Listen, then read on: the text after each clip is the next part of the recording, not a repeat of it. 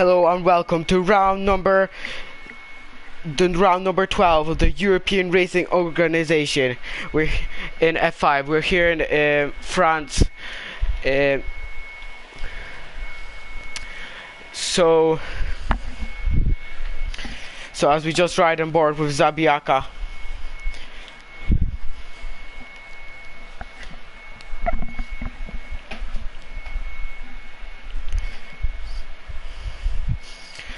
So yeah, we're here in Paul Ricard, and as everyone just gets on their outlap, and I'll just speak a little about this track. Well, it's definitely, in my opinion, it's really interesting and quite flowing, the track, when you drive on it. In my opinion, it's really good for driving and quite fun, and as I said, flowing. But for racing, it's not really that good, as we saw 2018 and 2018. It was just not, well, it's just not a fun races we had. But maybe that could change with the new regs. Obviously it'll make the cars follow each other easier, which could definitely be a possibility with the flowiness of the track.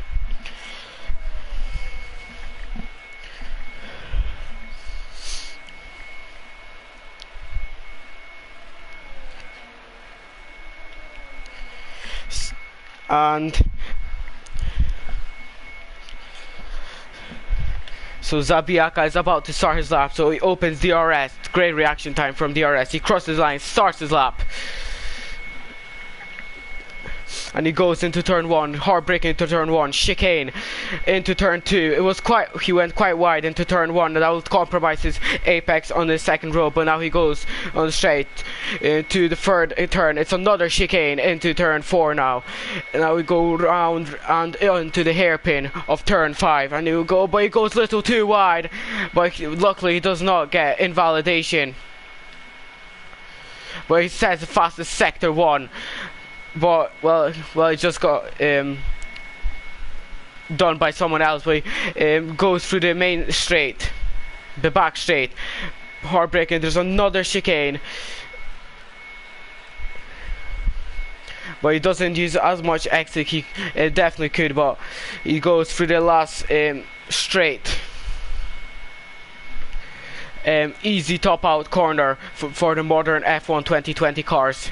Now through the swooping right hand corner, just lift off, let the car do its thing, and another for this swooping now left hander.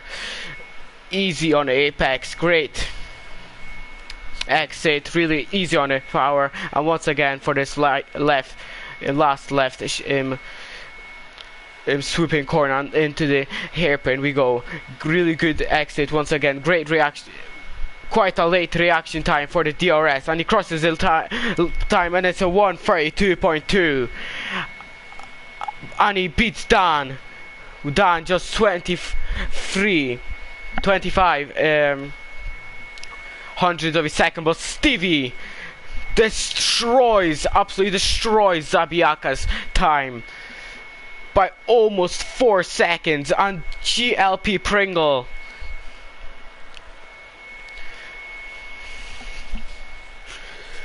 just 3/10 in front of Zabiaka.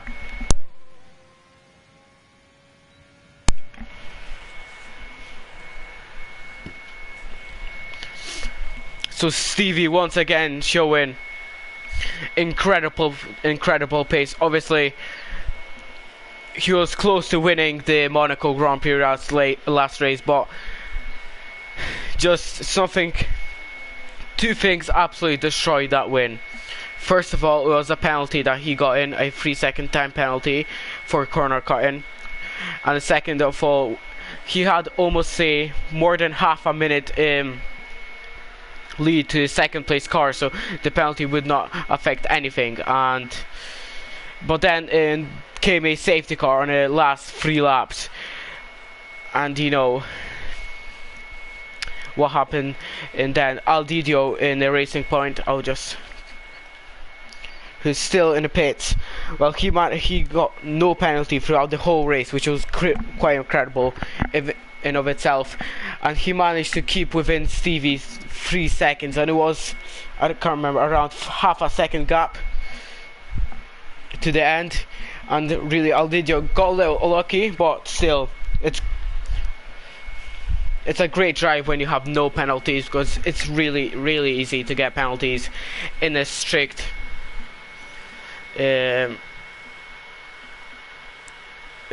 corner car. Like literally, if you go sometimes you even barely touch the curb and you see a 3-second time penalty pop up, which is definitely really frustrating, but it's nothing the drivers will be capable knew of. So I never mentioned, I forgot, but it's a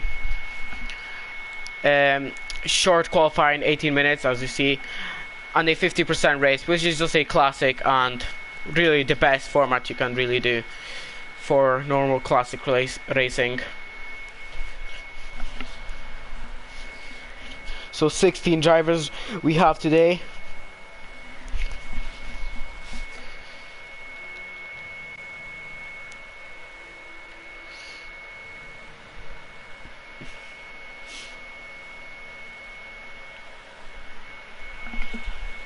So as of now, unless they join throughout the qualifying session and start back, so we have no Red Bull drivers. Obviously, always Rick was, well, he had competitive pace in Monaco, but he really made some mistakes, some crucial mistakes, and that put him into, well, he was in P2, but or something. But Rastervo gets disqualified from the session, blocking the pit lane, and that is really.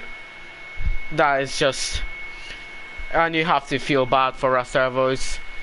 He was definitely not doing it on purpose, and that's just gutting.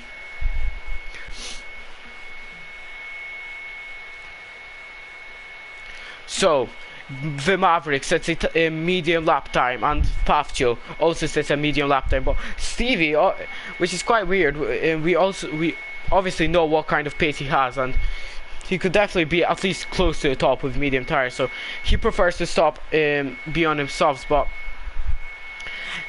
the strategy for this race could be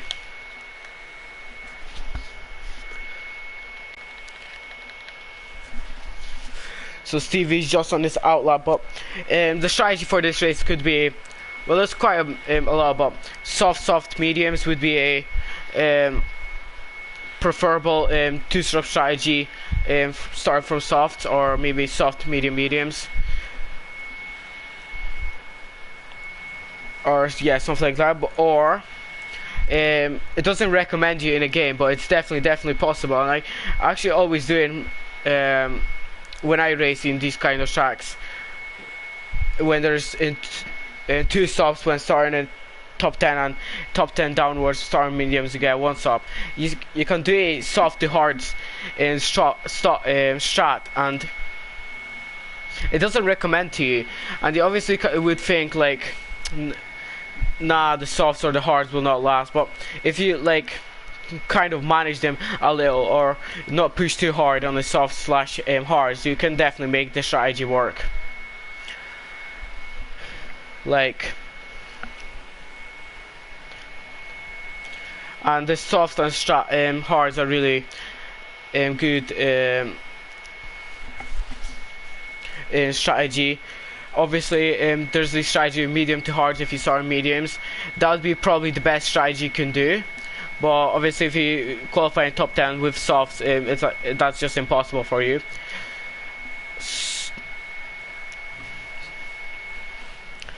So that's why I would gamble myself on soft to hards, because if you go do a two-stop and you do not pull up big enough a gap, you can really get hold up in a traffic on the slower tires, and well, could just destroy your strategy completely.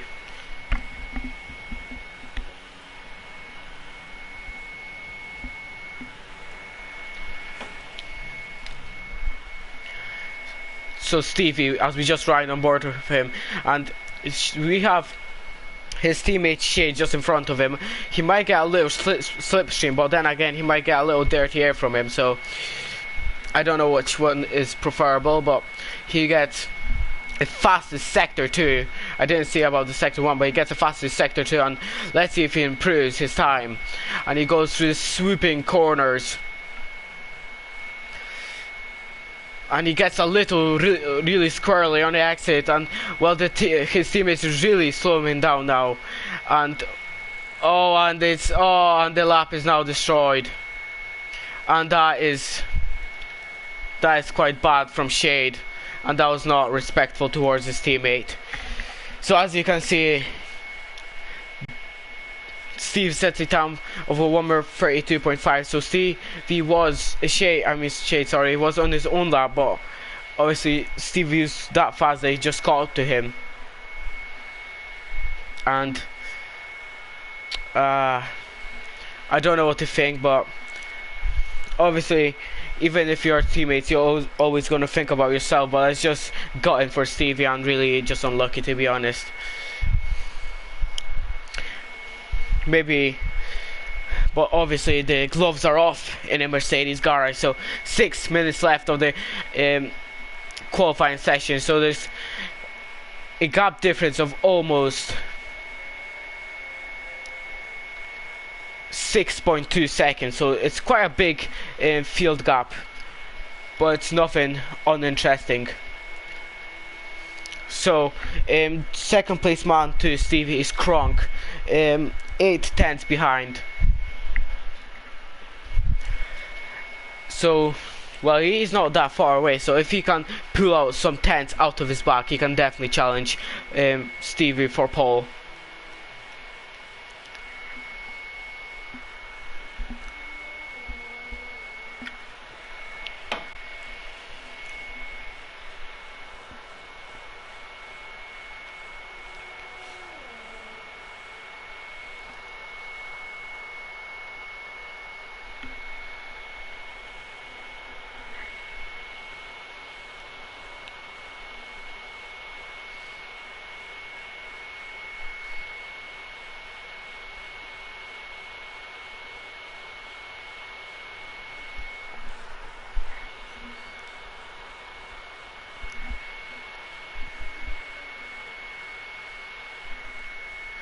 So Liam Hogan, let's talk about a little about him. So right now he set a time of 1:33.2, and well, he had the debut in Monaco, but it really just didn't work out for him. He got disqualified. Did he get disqualified? I think he got disqualified in qualifying session. Can't really remember. And then he got disqualified in the race for I can't remember what exact reason, but. That is just an interesting line indeed, but he's definitely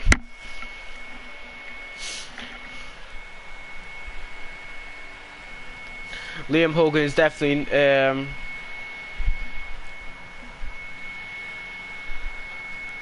Liam Hogan will definitely try to after quite a disappointing debut for him in Monaco. Obviously he had the disqualifications, as I told you, but I think it was internal problems or something.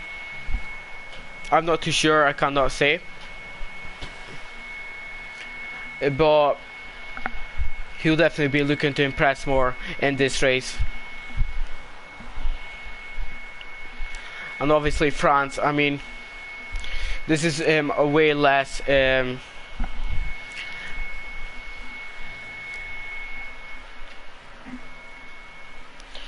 this is a way less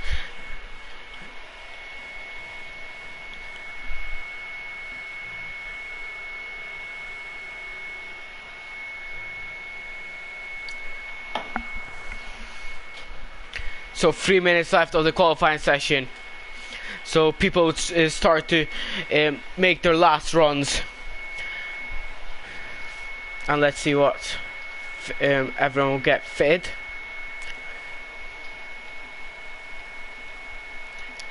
And Urban Chaos has a time of 1:30.6, and he'll really goes into the pits, and we'll try to make a quick in lap. So but it definitely will be close for him to make that outlap and get that run done. But so let's ride on board. So right now, Kronk, obviously the closest man to Stevie. Stevie is really untouchable. Just was remarkable this whole season. Stevie was obviously the championship leader. He is.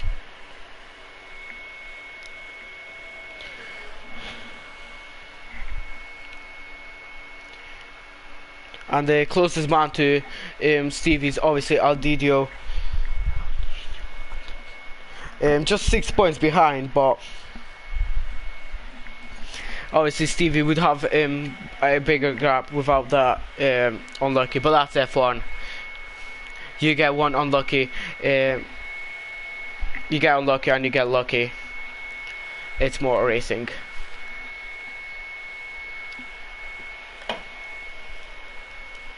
But Stevie is still in his garage, so he'll definitely not have time to make another lap. But maybe Kronk can capitalize on Stevie staying in his garage. Obviously, Stevie's looking like he's gambling, so Kronk starts his lap, and let's see if he can improve the 10th. Obviously, the track is ramped up. The track offers way more grip, and he goes through the curbs. Everything looks really cleanly indeed, and he brakes at the 50-meter board, goes really aggressively into the apex. Everything looks really cleanly indeed, and let's see what kind of sector 1. And he improves by 3/10, and that'll put him still in P2. The Maverick retires from the session. 20 seconds left. The Maverick's Kronk still needs to find another 3/10. Can he do it? It just all depends on him, but it's quite a late. He really missed the apex into the chicane. Well, let's see how much now he improves. He improves by 1/10, and that's not looking good for him. Stevie stays in the garage, as I told you. Kronk really needs to find the 3/10.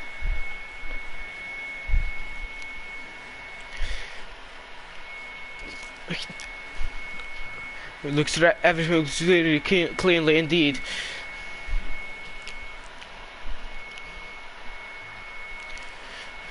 And let's see what kind of lap time can he do. Did he beat Stevie? Obviously no faster sectors for him, and he improves, but it's not enough, and Stevie takes pole by 1/10 of a second. And Stevie gambled, stayed in the garage, and it paid off, but only by far margin. But Kronk, a round of applause for Kronk, because obviously Stevie's just a remarkable driver, and he demonstrated in many Grand Prix. And Kronk just showed that he's improving, and he's getting close to him, and only 1/10 of a second. So second row, that's really good, and hopefully can challenge him in the race. But it's another pole for Stevie, and now he's really just getting this time. It's a point in Monaco Grand Prix, if I remember correctly, but he starts in the second row in P3. Urban Chaos in P4. He tried to go round the outside. No, he stays in P2. Stevie just hangs on, and Urban in P3 jumps a couple of people, and Capri's Clad jumps, but Zapiaka really falls down. Is falling down the grid, and also Aldidio, the championship contender, is now in 11th. Not having a great start indeed, but Stevie just hangs on already, almost a second the gap. Urban Chaos, and Zapiaka is now making the ground he lost back up. But now they'll try to go wheel to wheel.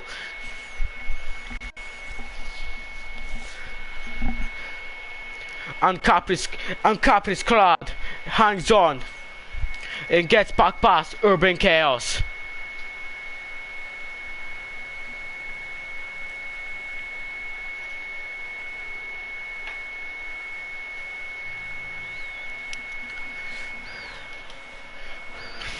But now the half Joe is really getting interested with the Alfa Romeo, and they go really close indeed. And Dan just hangs on, and Pafjo really tried, but Dan gets really wide indeed, and oh, that could be a really big crash indeed. And Pafjo is now tucked behind the Alfa Romeo. Will try to gain enough speed into turn 1, but he's just not close enough. And Dan just hangs on, but Dan locks up, and Dan. They will try to now on Pafjo with the great switchback move and gets past Dan. And Pafjo in P7.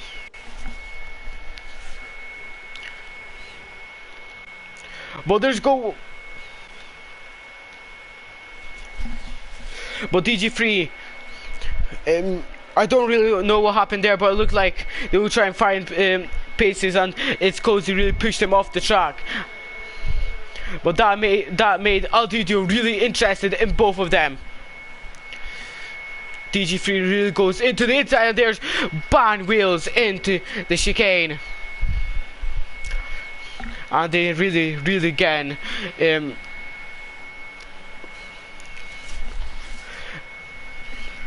and they really get really close. But DG3 will try to go around the outside, but once again the bank wheels. And there's well, that was just formidable. Both of them have contact. DG3 and It's Cozy have contact on lap 2. And It's Cozy just hangs on and almost spun.